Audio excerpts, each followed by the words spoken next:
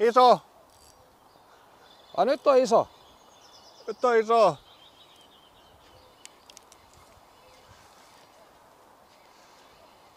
Pistääkö vastaan ihan kunnolla? Iso särki vai? Ei tää nyt niin iso. En mä uskalla lähteä nostaa tota. On se turpa.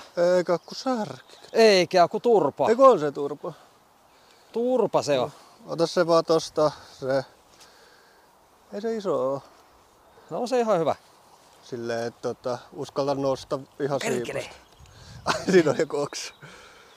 On se turpa joo. Turpahan se. Jep. Pieni mut. Turpaa tuli sentään.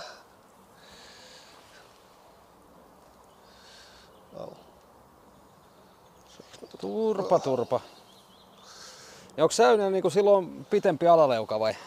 No se on pää vähän jytympi täällä turvalla ja sit toi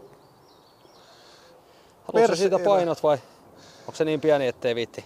Ei tää kyllä mitään ennätyksiä hipoa, mut ei tästä painoa tarvi. On kyllä kovaa koukku kiinni jossa. Noniin.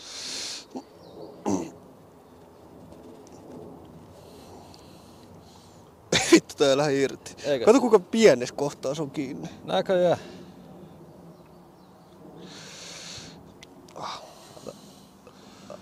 Näytän nyt kameralle. Näytä se perspyrstö. Perspyrstö? Niin kato. Mennäänkö sä vaan? Se alkaa vapautua. Niin. Noniin. Kato tää perspyrstö. Joo. Niin säynellä on kovera tälleen sisäänpäin, tällä on niinku taaksepäin. Ja sieltä turpa. Ui, nyt mä oon ihan limassa. Turpa sieltä. Aika pieni se on.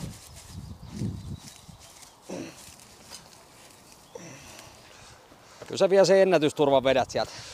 Joo. Sinne lähti turpailemaan.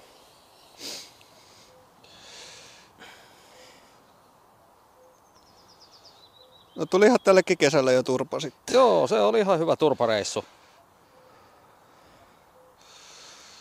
Turpaa turvalle. Aina ne turvat tulee samat spotista. Joo.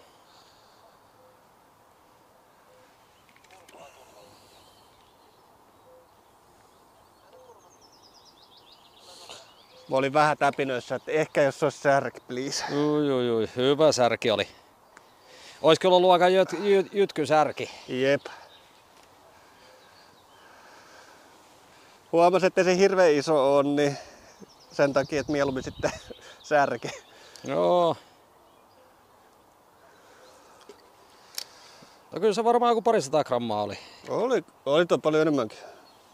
Mä joku 300-400. Joo. Tai se enemmän, ehkä enemmän. No ois pitänyt punnita, niin tietäis. Niin, aina voi veikkaa. Aina voi veikkailla. Vituks ne menee kumminkin ne veikkaukset?